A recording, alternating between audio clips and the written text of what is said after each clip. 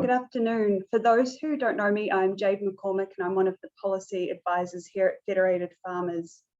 I'm excited to welcome you all today to Policy Presents Fire the Fickle Mistress. Today we have with us Graeme Still, Fire and Emergency New Zealand Wildfire Specialist, Stephen Cantwell, FMG Head of Client Strategy and Advice Services, along with Federated Farmers National Board Member and Fire and Emergency Spokesperson Colin Hurst. I'll now hand over to Colin to introduce today's discussion. Oh yeah, it's a great opportunity here today, and I really welcome having Graeme Still and Stephen Cantwell along to give us some advice and understanding of fire-related matters. I think it's a great opportunity. And yes, I'd like to, and I work with Graeme on a number of issues and have some good dialogue, and likewise with Stephen in my other portfolio role and related to crime-related matters. We really value the input from both of these two individuals, and I'd like to hand over to Graeme to start the presentation. Well, thanks very much, Colin, and thanks for the invite. This is a good opportunity to catch up with everybody and look ahead on how we're going to be progressing throughout the next 3 or 4 months around using fire as a land management tool. So thanks very much for the opportunity. And Katie's going to sort out the slides for me, so I appreciate that help there, Katie. Anyway, we'll just get on to the first slide. And see how we get on. What I want to touch on is a few considerations that we might use before we light up a fire, and these are just some tips that I'd like to pass on. And you know, Fire and Emergency New Zealand actually, you know, welcome fire in a lot of areas, especially for land management. We see that as one of the tools that's quite critical in the rural sector and for the primary industry. Anyway, some of the things before lighting a fire, and one of the things that we find that's popped up recently is that there hasn't been a lot of pre-planning, and it's been a last minute thing. Or shivers, it's a good day today, I might get some burning done. So one of the big things is just pre-plan in advance, and you'll find things will go a lot better and things will flow on from that. Another thing is have you the experience or knowledge to safely carry out the burn. And, you know, we all get outside our comfort zone. If you start to feel sort of like that, there's plenty of opportunities to contact one of our fire officers that would give you a hand to sort of give you some ideas on how to safely carry out the burn. And check it's all right site, check it's right to right light site is one of those places where you can find information on who to contact within your local area, and you'll get a local person that knows the local area and's got some knowledge within your district. The other thing is check the fire season status. So we run 3 fire seasons: open fire season, restricted fire season, and a prohibited fire season. So open generally means that the fire danger level is relatively low. A restricted fire season, you need a fire permit to carry out an activity. That's no big deal. It just means that the conditions are sort of running from moderate to high during a restricted fire season, just to put that into a bit of context. So that means that you need a permit, and that assists us with knowing who's burning, and then if we get alerts, we can notify you through the email system. And then one of the things when you're doing a bit of a burn is identify those areas that could be most at risk from an outbreak. In other words, the pinch areas, the areas that you think are a wee bit difficult to manage. Those are the areas that you sort of want to start from first, rather than letting a fire build up and hitting those pinch areas last, because then we got higher fire intensity. So use the low fire intensity to start those risk areas first. That's the best way of doing things we've found, and I've found over the years myself. Have on hand means for extinguishment. Now, what I mean by that is we don't want to light a fire and have to put it out. What I mean by extinguishment is if you get into a bit of difficulty, wind change, or things like that, you have some means to sort of control that fire. And also, if you're doing large piles and heaps, you'll have to have some means to fully extinguish that if you're getting forecasted winds, because we know they all flare up, and they can flare up 2-3 weeks later. So fully extinguish those piles that haven't fully burned. Before lighting, check the weather forecast. Never light on windy days. Most fires occur, they're wind driven, right? So windy days are the factor that pushes fires along. So if you have a windy day that's forecasted, don't light, just hang off for another day. And then burn your plan when the fire danger's at its lowest. So generally that's in the morning. So, and I know that's not always ideal. However, if in doubt, you know, that the fire danger is lower in the morning generally, right? And as we all know, in New Zealand, the winds sort of start to pick up. Daylight saving time, say around midday to 1 o'clock, that's when we start to get a change in the wind pattern, generally around that time. For example, it could be burning from the south at 8 o'clock in the morning or 7 in the morning. Generally, our wind change, and then it could swing around to the north. And generally, that happens around midday to 1 o'clock, 2 o'clock. And you'll see the Check It's All Right to Light website there on the PowerPoint there. Though that's a really good site to get a whole lot of information off, including handy tips. And for example, let's just say you want to burn a windrow or a stubble fire or whatever you want to do. You can click on, there's a page in there where you can click on windrow, and that just pops up and says, yeah, Mr. Still, today's a good day for burning a windrow. Or it might go, today's not a good day for burning a windrow. Please hang off and look at tomorrow. So with the weather information, you know, there is a lot of software out there, and there's a lot of publicity around where to get good weather. We all have our own sort of nice weather place that we look at. I look at MetView quite a lot, and I look at Windy, and I look at a Crew. However, for really good in-depth information for your particular area, so what I mean by that is you can actually pinpoint it to your farm, or your lifestyle block, or wherever you're burning. To get more in-depth information about that weather, go to that weather site that you'll see on the bottom of the slide there. Okay, could we just move on to the next slide? Thank you. So I'm just going to give you a quick update on the National Weather Outlook. Now, as we know, New Zealand's fickle. Anywho, we are starting to get some good information, and this is pretty good. So look, these are the places that we've got to watch out for. So this is we, i.e. fire and emergency, and you guys. So current areas with elevated BUI. Now BUI means the build-up index, which means those are all available fuels to burn. So eastern areas over the next 3 or 4 months are the areas that we will be keeping a close eye on. So eastern and some of the western areas. So that's when all the available fuel that's there to burn readily. There'll be an elevated increase in that as we go through December, February, March, April. We're keeping a close eye on that, and that's to do with the La Nina. Some of the things that we're watching for is area with high grass growth. Now, we've had a reasonable sort of spring in most areas, to be fair.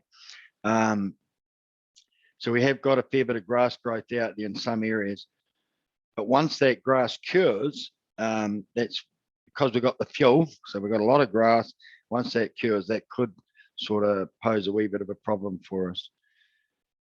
So anyway, when those strong winds return, especially those farm winds, we'll be keeping a close eye out on that. And some of the things to watch out for is complaintsantly or delayed spring burns. In some areas, have had a reasonably wet spring or a damp spring, whatever way you want to put it. And some of those burns have been put off.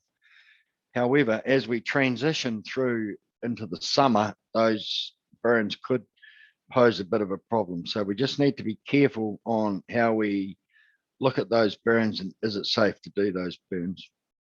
Light flashy fuels are one of the areas of concern, and they are the ones that we watch out for, and people that are lighting fires need to watch out for.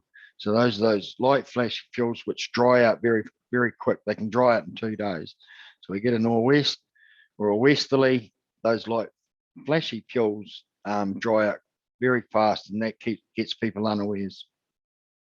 Wire wrap is the area where currently the BUI is sort of tracking up quite quickly. It's above normal now, whereas a lot of the country it's normal or below normal. Wire wrap is the area where it's actually running above normal. Long term, over the next 3 or 4 months, parts of Otago and Southland are likely to have significantly higher fire danger levels, but also some of the eastern parts of New Zealand. We'll get more detail around that as we transition into the end of January, but the long range forecast is for particularly those 2 areas that I just mentioned, and some of the eastern parts of the South Island, right up through Kaikoura's and into Blenheim can be affected by this La Nina. Next slide, thank you, Cody. So this is just a quick overview of the current situation, and I won't bore you with details, but as you can see, most of the BUI is, so that's the build-up index, all those fuels, sitting around normal or just above normal, but you can see the up and through Wellington there, around that Wairarapa, etc. That's well above. Thank you, Katie. So trends for unwanted fires. I just thought I'd touch on this because we're going to deal with the period from, say, December through to the end of March. Some of it seems fairly obvious, but I just thought I'd emphasise some of the points. Historically, the months from the December and March, we have a vast increase in the number of machinery type and hay barn type fires, and it's fairly obvious to some why this is. And that's because we have an increase in temperature hopefully during the summer months, and that's normally the case because harvesting time usually occurs around this time, so we do all our cropping and we do etc. around that time. And especially around sort of February, March, we have a lot of stubble and residue burns ready for the land prep to oversow again. So there's an increase in those. But we do get a reasonable amount of baleage or hay fires in storage in sheds, and that is a bit of an issue. And that's due to the combustion. They combust, and that's due to the moisture content and how they're stacked and stored. So it's just something to be mindful of. There is quite a big increase during those months with the hay and baleage, and you're not only losing that, the feed, you're also losing the shed in a lot of cases and any associated appliances next to them. And we also we started collecting reasonably good data around rock strike. So that's obviously during farming activities. Data does show we do get quite a few fires starting from rock strike. So that's obviously when your machinery is striking rock, etc. And maintenance issues around harvesting time. So these types of fires show a marked increase. Thank you, Katie. Just I'm hoping you can understand this graph, but it seems pretty straightforward. So what it basically shows you that in the 3 months the quarter from December through to March, we roughly had 2/3 more fires than we do for the rest of the year, agricultural type fires. So you'll see a graph there, 2019, December, March is a big increase in that year, and then 2020-21, you'll see 2/3 of our fires occur in those 3 months as opposed to the rest of the year. And as I pointed out just before, that's for obvious reasons. It's warmer, we're more activity on our farms. There's just some of the things to watch out for. So we have mower and slasher type fires. Heat exhausts, so those are the types of machinery type fires, crop burns. So it's quite a wide range. Yeah, in that. Thanks, Katie. So just quickly, I just thought I'd give you a bit of an update on some of the projects that FENS has undertaken over. We started undertaking, or we're gonna undertake over the next wee while, so the next 3 or 4 months. So FENS has funded Scion to look at the impacts and the increase of carbon forestry and forestry in general, both positive and negative aspects of that, including the biodiversity aspect. We mustn't forget that. So this project will be finished around March. So partners within the industry have been asked for input into the scope of the study. So we're really looking forward to seeing the outcome of that, and that'll give us some guidance on where we're going to move and how we're going to move forward and the reduction aspect of these types of activities. So we've got a project with NIWA and the Met Service around getting better data for our weather stations. Some of you may already know, but we've increased the number of weather stations in New Zealand from 240 to around 310. New Zealand's one of the highest places with good coverage of weather stations. There's a necessity for it because New Zealand's quite diverse. You only need to go 10k down the road and the weather pattern's different. Hence, an increase in number of weather stations. Now, these are going to give us some really good data across the country, and it'll also give the people that are on this seminar today, you'll be able to have access to that and get good data as well, so that you'll be able to plan and have a better reduction program in place for any burns that you might want to carry out. Thank you. Next slide. Grass curing has a dramatic impact on how we do our business. So we're looking at a project that AFAC, so AFAC being our Australian counterparts, and we're partners with those people in developing and using satellite imagery for grass curing. As we know, grass, light fuels, and in other words, grass, is one of the major components of our fire danger rating. So the fires generally start from ignition in grass first, and then it builds up and goes into the other fuels. Anyhow, we need to get a bit better in that grass curing component. So we looked at the AFAC trial, and that's sort of satellite imagery that we can use that will give us good data and good coverage on what our grasses are doing throughout the country. So it takes that grey area away.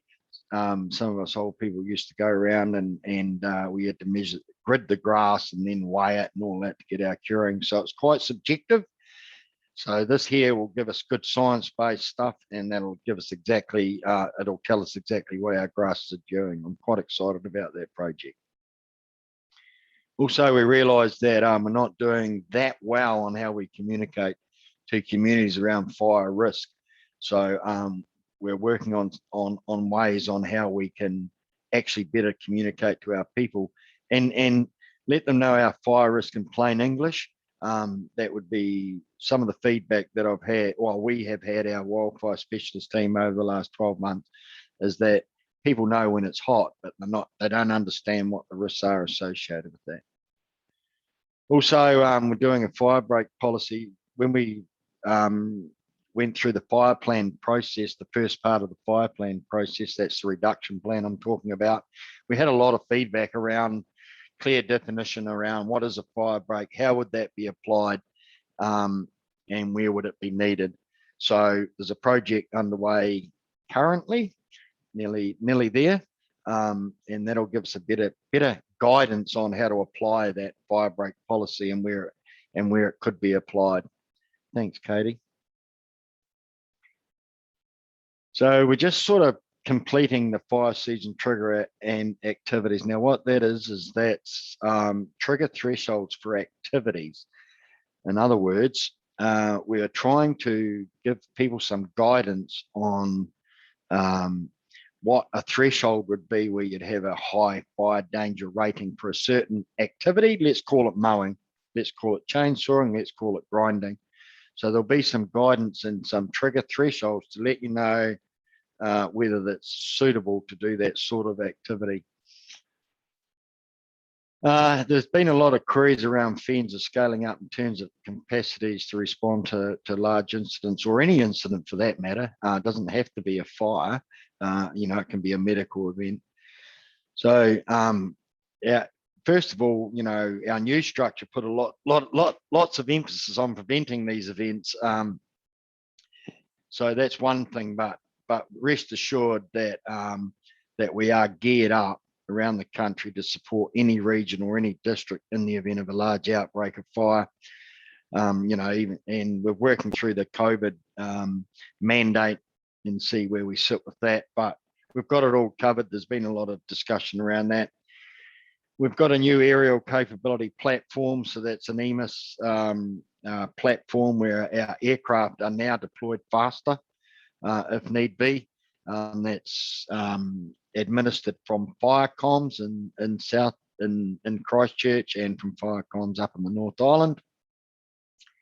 So this piece of work has enabled us to respond aircraft faster to events. Thanks, Katie.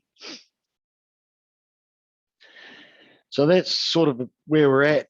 Just a quick overview of where we're at, Colin, and a few tips and bits and pieces there. And I'm sure there'll be a lot of questions moving on.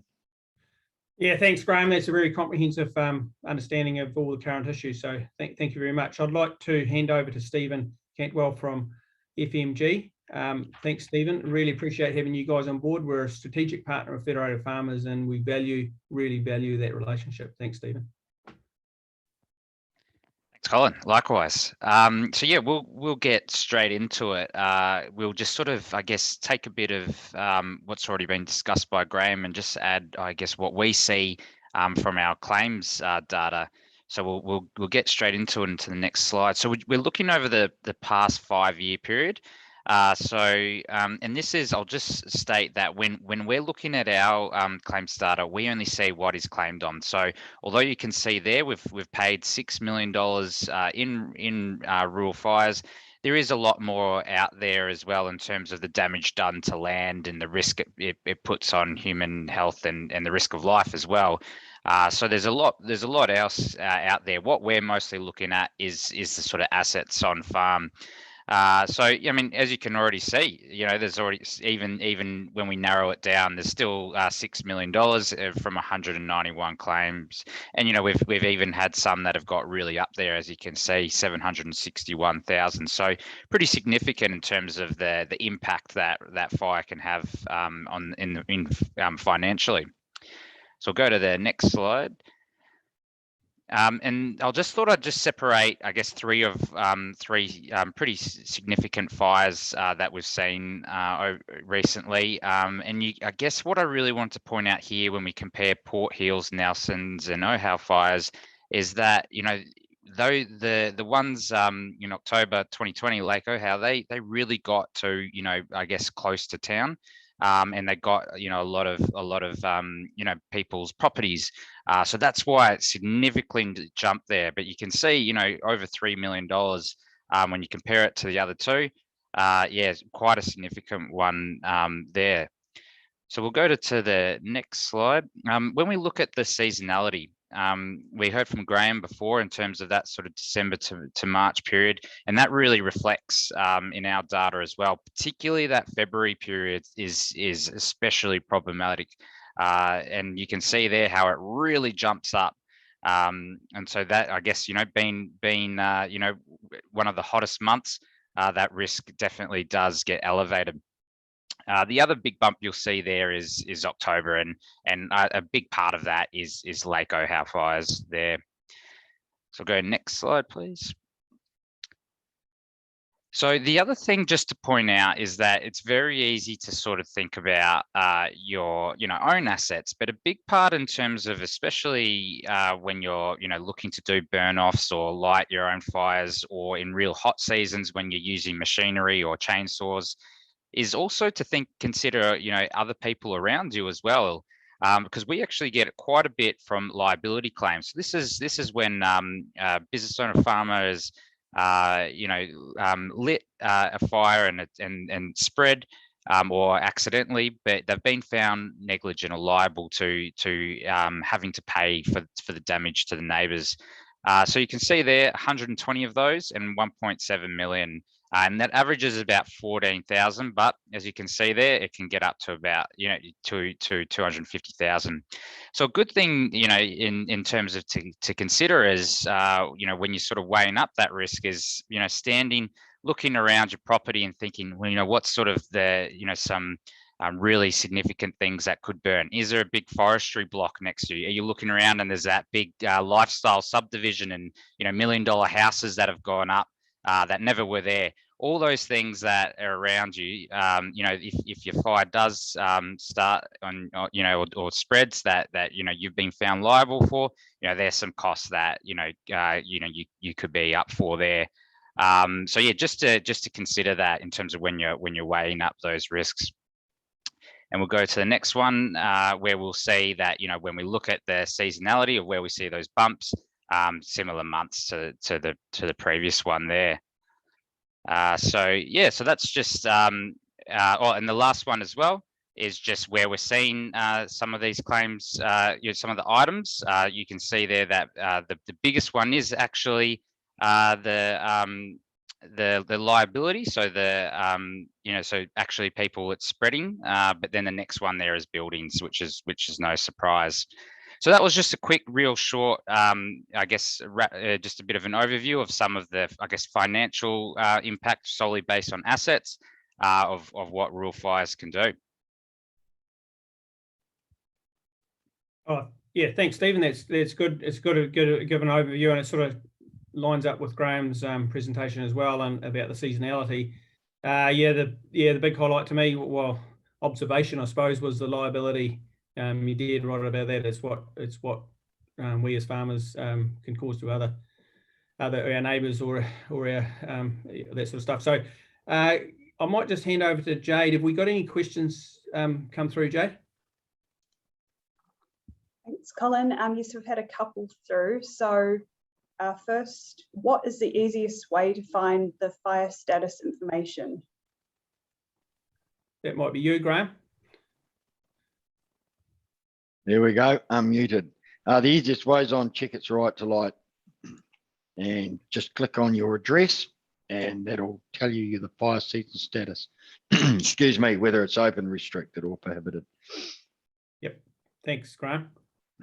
Graham, we did have one through as to what the rules are around burning near or beside DOC, so Department of Conservation land. Rules are the same for when you're burning sort of on your anywhere really. Yep, so FENS administers those sorts of conditions around up to or within DOC, not within DOC land, but up to DOC land. So it's just the same sort of system. You'll probably, if it's restricted, you need a fire permit. If it's open, you don't. However, you can't burn in Department of Conservation land without their permission. And you need a permit when you're burning inside their land or whatever. So you don't need you just the same rules, really. Yep, thanks, Graeme. Yep. Another question through. Sorry, Jay, just remembering that there is that if you're burning next to Department of Conservation land, and Stephen touched on it before, you have to be very careful around liability if your fire gets out of control, like any other adjoining land.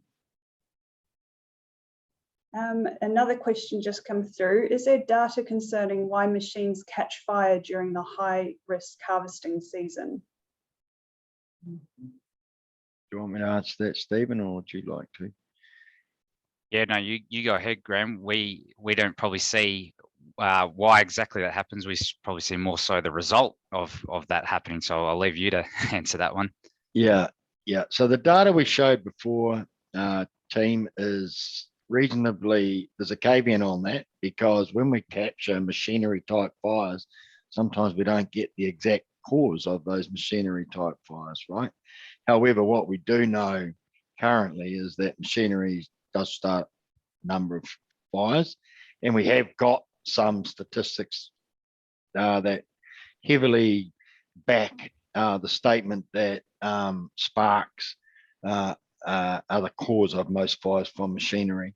Now, whether that's exhaust type sparks or whether that's rock strike, or the machinery just goes on fire on its own because of bird nesting, for example, in the exhaust, under the cowling or under the bonnet.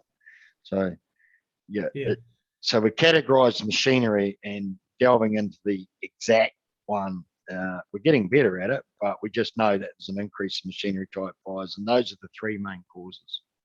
Thanks, Graeme. And Stephen, you as FMG, you all know about bird nests and tractors.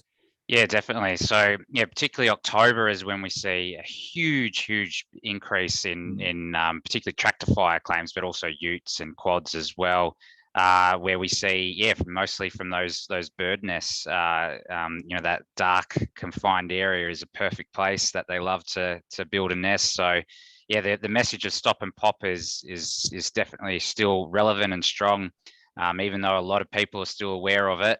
It still happens. I mean, and because we've had cases where we've heard, 20 minutes, just going in for a cup of tea and coming back, and the bird nest is there, and boom, off the flames go. So that's definitely still a big risk, that one. Yep. Thanks, Steve. Just a final question. How long does it take for fire and emergency to get to a rural property? So the way the stations are located, I get 15 minutes as a rule. There's obviously some areas that'll be half an hour. But as a rule, 15 minutes from the rollout of the truck. Okay, so when the truck leaves the door, so we allow 5 minutes so generally in the rural area, it's all volunteers. So we allow 5 minutes or so for the truck to roll out the door. So it's 15 minutes from the rollout of the door is a good average, right? But there are some areas like where I live, for example, it would take 25 minutes. So there is a few pockets that take a bit longer. However, as I mentioned before, if a caller thinks that it would take, if it was going to take 20-25 minutes or whatever for an appliance or fire to get there, and they think that the fire is going to get too far out of control, as we have that EMIS deployment for aircraft, and if they dial 111 and they say, look, we're going to need an aircraft, that'll be activated straight away, and that'll speed up the process. Yep. Thanks, Graeme. That's interesting that we can access planes and things. So that's cool. I think that we've had a good. That's all the questions, I think, isn't it, Jay? It is. Thanks, Colin. And I really appreciate and thank Stephen and Graeme for coming on board today to tell us about the fire-related matters. Fire, the Fickle Mistress. So yep, and thanks everybody for your attendance, and all the best, and I wish you all a very happy Christmas. Thanks very much. Cheers. Thank you. Thanks, Colin. Thanks, guys. I think it went pretty well. Yeah. We'll see what the feedback is. Cool. Good stuff. All good. Thanks, bud. See ya. Bye. Thanks.